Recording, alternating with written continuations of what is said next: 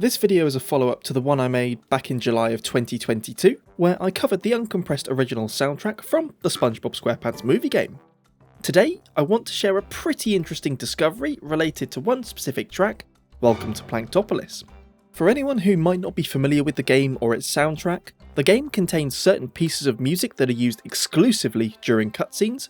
The problem is that these tracks aren't easily accessible because they're bundled into the same audio files as sound effects and dialogue. In other words, they're there, but extracting them cleanly is incredibly difficult.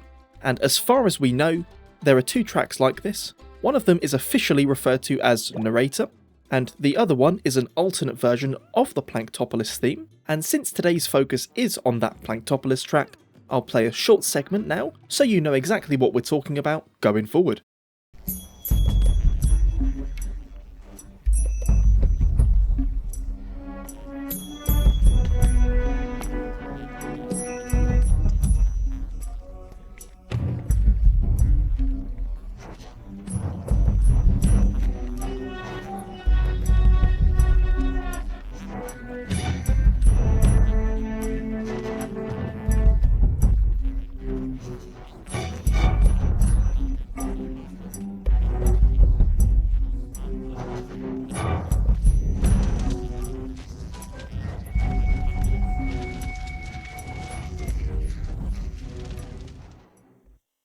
If you've played the game, you'll probably notice right away that this section doesn't appear in the standard in-game version of the track. So naturally, it just raises a couple of questions. Where did this music come from, and what do we actually know about it? And up until recently, the honest answer was not a great deal.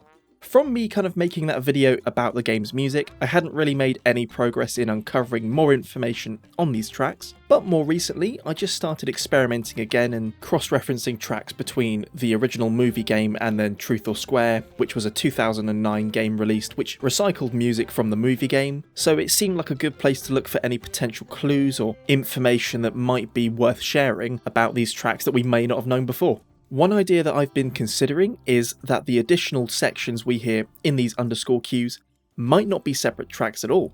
Instead, they could be part of the original audio files, just edited or rearranged differently for use in the game.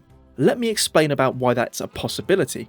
The composers behind the Planktopolis and Narrator tracks, John O'Kennedy and Barry Fasman, also worked on the Frogfish battle theme. Interestingly, that track shares very similar arrangements with music from Star Trek Shattered Universe, which is a game that released about 10 months before the movie game, and was also composed by the exact same people. In that case, we can clearly see that the musical ideas were reused and adapted across projects, so it's not unreasonable to think that the same approach may have been used for Planktopolis, either by rearranging parts of the existing track, or repurposing sections for different things like cutscenes. That said, I'm not fully convinced this is what happened here. Right now, I'm leaning more towards the idea that the Planktopolis track we hear in-game is actually a separate version, and that there is a completely separate track that contains sections we haven't fully heard yet, most likely used for those cutscenes we've got. There's also another piece of the puzzle worth mentioning, and that's that the game's original music supervisor has a folder labelled O'Kennedy Fasman SpongeBob cues. Now, we don't know exactly what's inside the folder, I don't have any images that show that, but that uncertainty leaves room for a lot of possibilities.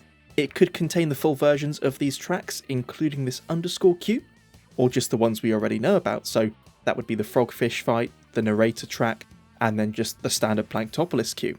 And I've put together an example showing you how the track could have been edited for use in the game, and that's if it was edited and not a standalone track. So be sure to take a listen and let me know your thoughts down below.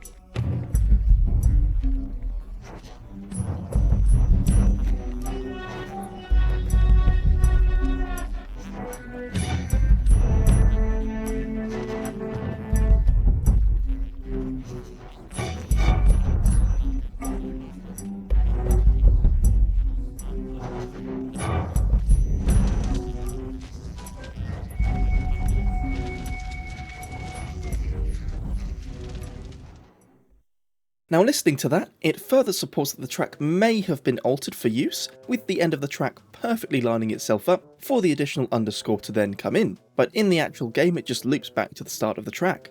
After exporting the track directly from the game, and comparing the file sizes with the proof we've been given through these images, it's actually becoming more evident that this underscore has a higher chance of being a completely separate track instead. The one we have taken from the game, then converted to AIFF, the same format as the original music, comes out at 30.2 megabytes, which equates to 31,752,314 bytes. Now there's a legitimate reason I'm mentioning this. The original picture of the file we have actually shows 31.8 megabytes, but then how can we only have 30.2? Is there something we might be missing? The image we've been shown is from an Apple MacBook, which registers file sizes in the decimal system, using 1000 byte chunks instead of the more commonly used binary 1024 byte chunks you see on Windows PCs. As macOS rounds up, the 31.7-ish million bytes will round up to 31.8 megabytes when displayed, but when the same amount of bytes is presented on a Windows environment, it will level out at 30.2 megabytes, clearly showing that the file lines up with what was used in the game and what was exported from the original music session all those years ago. This little bit of research has basically confirmed this alternate Planktopolis queue definitely existed at some point, and whether it still exists, we may never know. I really do hope you guys enjoyed me shedding some light on this track that's played in these cutscenes, and please do let me know your thoughts on this down below. And until next time, I'll see you all in the next one.